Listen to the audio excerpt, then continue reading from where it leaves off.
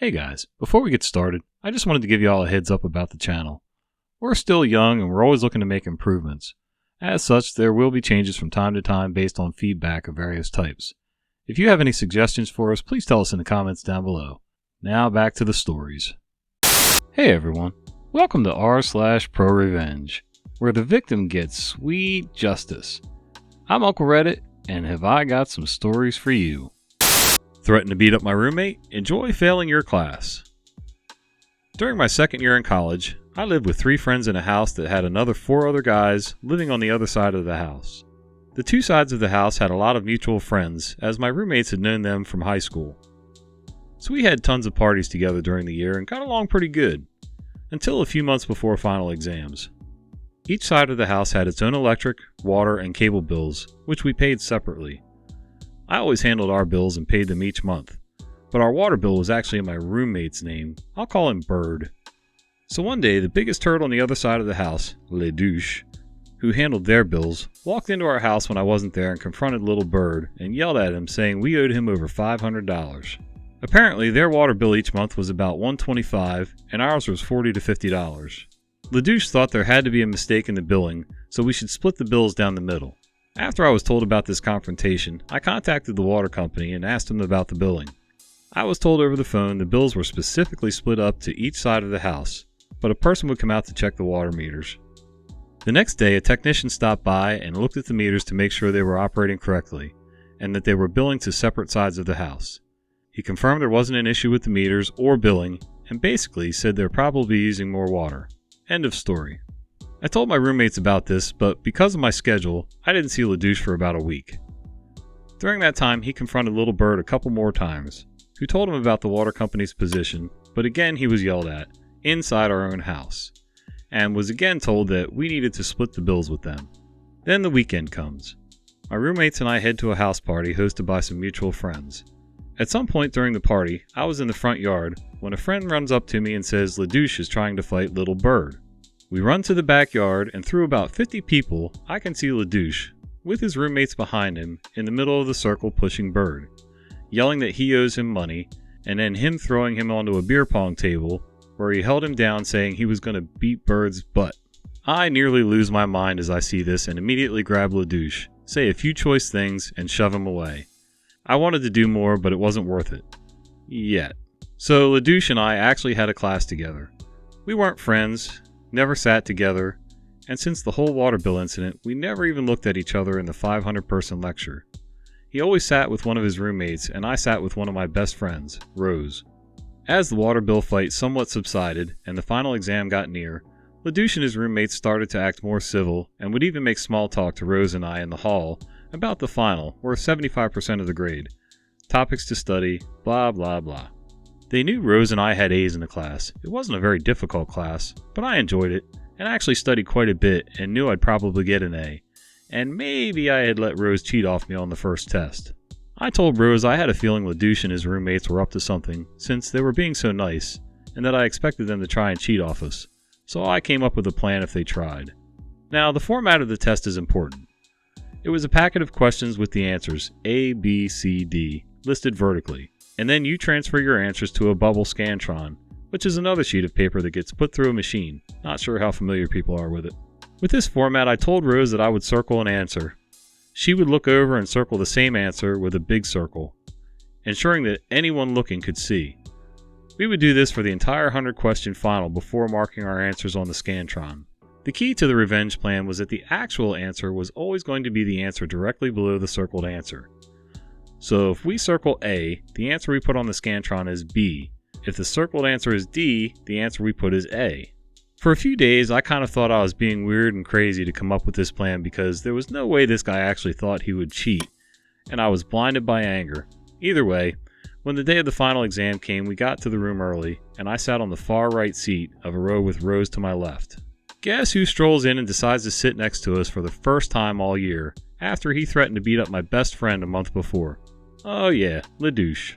Dude had no shame and snuggled right in the seat next to Rose with his roommate next to him.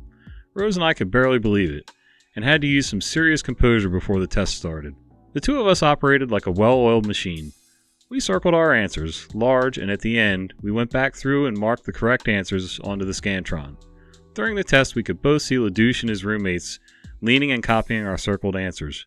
Unreal. Fast forward to the summer break, and LaDouche's roommate came over to our side of the house when he saw Rose was there with me.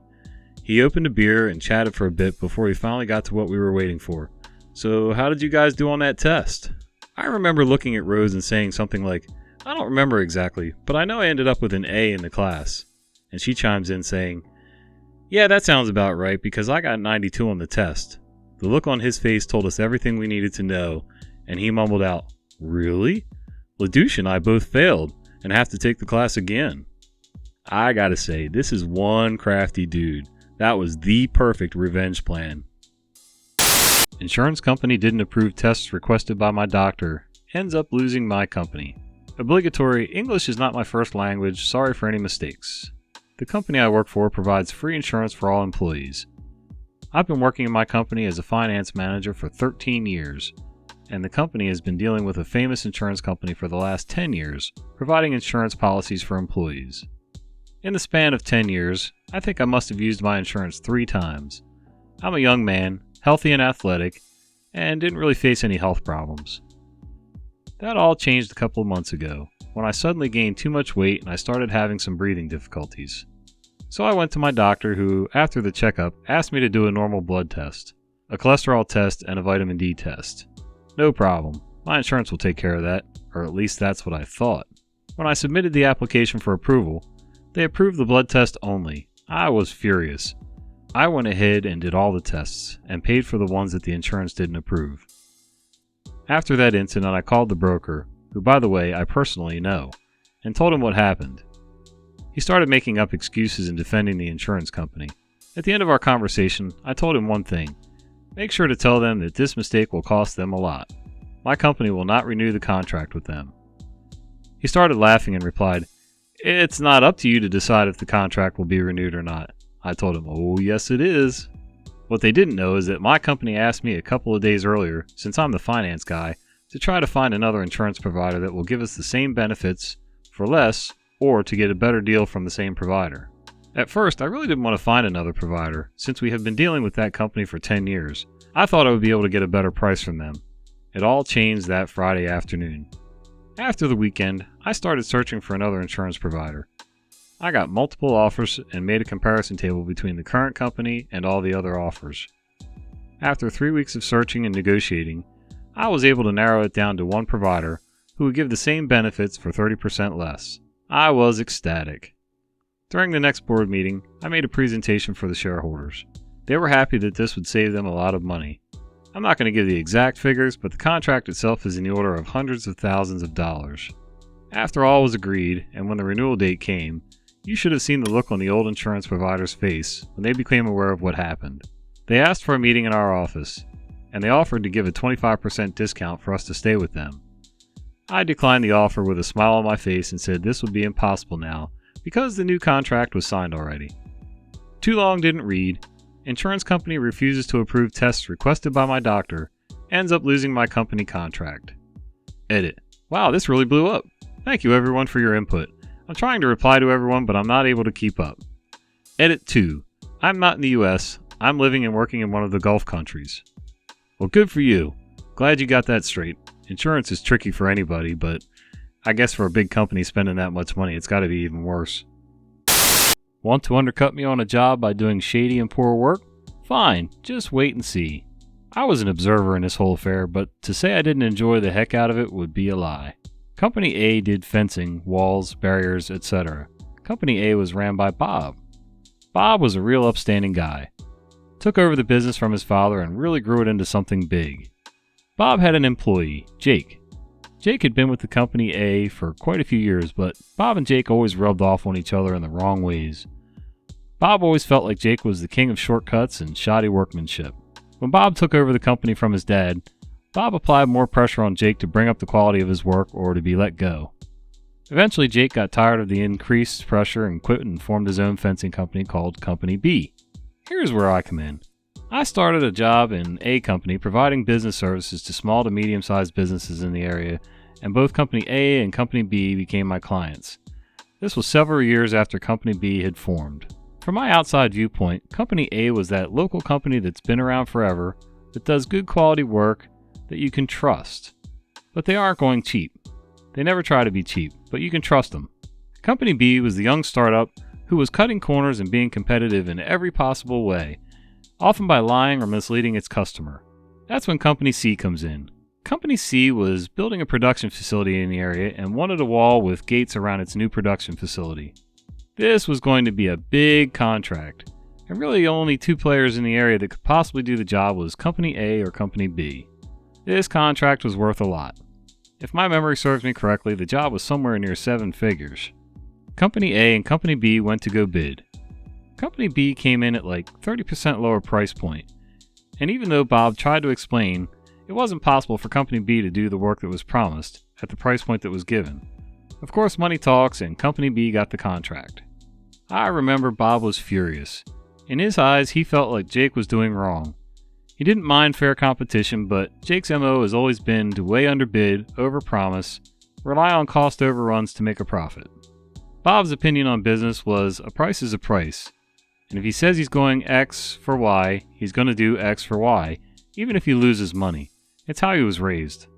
Some time goes by, and Bob gets a call from Company C.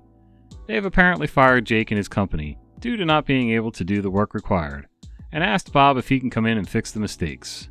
Bob agrees and gets the job done. At this point, Bob starts thinking he's got to take Jake out. Jake is taking too much money out of his pocket. Bob comes up with the idea of buying Jake out, but Bob knows if he approaches Jake, regardless of what he offers to pay, Jake is going to say no. So Bob has got to be smart. Bob is talking to me about this during one of our meetings. We had become quite close. And I tell Bob, I bet there are lawyers out there who specialize in helping other companies acquire other companies. Bob asked me if I know any. I don't, but I did have a client who specialized in business law who would be more than willing with this whole thing. I give Bob his contact info and Bob thanks me. Bob contacts the lawyer and tells the lawyer what he would like to do. The lawyer tells Bob, a lawyer who used to work for him now works for a firm that specializes in mergers and acquisitions, and if Bob wanted to buy out Jake's company, he's confident this firm could get it done. Also, this firm was in a big city far away from their small community, so it's unlikely Jake would know what's truly going on. Bob contacts the firm and says he wants to buy out his competitor, and would like to enlist their services. Now this is already getting a bit longer, so I'll get to the point. This firm ended up buying Jake's company, lock, stock, and barrel, and gave the company to Bob. All the while, Jake was completely oblivious to the fact that his archenemy has just acquired his very own company. I recall Bob describing to me the day he walked into Jake's company with such delight. Bob was told he owned the company. Jake had been paid and was expecting to meet the new owner of the company that pleasant Monday morning. Jake was given the title of general manager, and was considered second in command now. So Bob walked into the building that once belonged to Jake with his documents and the lawyer that had helped him acquire the firm, who Jake was familiar with. Bob walked into Jake's office to Jake's surprise. Jake. Hi, Bob. Bob. Hi, Jake. How are you? Jake. I'm good. What are you doing here? Bob. Oh, nothing much. Just thought I'd come check out my newly acquired business. Jake. Bob. Jake, you sold your company to me. Jake. I did what? No, I didn't. I sold it to XYZ. Bob. XYZ is the law firm I hired to organize the transaction. I am now the owner. Jake. Well, that's BS. Bob. Here's the documents. Lawyer who Jake was familiar with confirmed this was all true. Jake. So you're now my boss? Bob. Yes. Now get up. That's my chair and I'm tired. I want to sit down for a minute. Jake. This is my office. Bob. This is my company, and I have decided that this office is now my office, so I'm going to need you to get out of my chair. Jake gets out of the chair. Bob. Great. Well, have a sit, Jake. Jake. Thanks. Bob. Jake, I think the first order of business today is getting rid of redundancies. Jake. What do you mean? Bob. Well, you see, Jake, whenever a company acquires another company, you get overlap. Redundancies. 2 HR departments, 2 secretaries, 2 accountants, etc. But now it's all one company. So now you got redundancies, overlaps, which is quite frankly a waste of money. Jake, yeah? Bob, and I don't need two owners working for one company. And he laughs and tells me he had the biggest ass-eating grin on his face. Jake, it's become apparent that your services are no longer required, and effective immediately, you are terminated. Jake protested. Bob, the decision is final. You may collect your personal belongings and leave the premises. What time did you get to work this morning? Jake, 7 a.m. Bob, great. So you've been here for 2 hours. I'll make sure payroll pays you out for 2 hours on the agreed upon rate in the buyout agreement. Have a nice day. Jake, so you're firing me just like that? Bob, yep, should have done this long ago. Jake, what about my family? Bob, Jake, I just bought your company from you and paid a lot of money. You'll be fine. Now get out of my office and out of my building. And that is how Bob acquired and fired an employee he should have fired long before. Some background. I remember the day vividly when Bob scheduled an appointment with me to go over Company B services and negotiate a new service contract with us. It was the day Bob had fired Jake. Bob was in a great mood, one of the best moods ever. We did the business we needed to handle, and Bob said, PJ, you helped me a lot get all this done. I'd like to invite you out to dinner and drinks, and let's watch Monday Night Football together. I really hadn't. I said, Bob, I really didn't do much. He said, oh, yes, you did. You pointed me in the right direction. I go, well, that's the least I could do. He said, very well. Still, I'd like to take you out to dinner and drinks if that's all right with you. Now, I'm not one to turn down free beer and food, so I agreed. And that night, Bob and I went to a local hangout and watched Monday Night Football and ate and drank beer, as Bob recounted this whole experience with such joy. Bob later rebranded Jake's company as Commercial Only Enterprise and refocused his main company on residential, and both companies still exist today and ran by Bob and Son now. Alright folks, that's all the stories we have for you today. If you like our content, please consider liking and subscribing to our channel. Have a great day.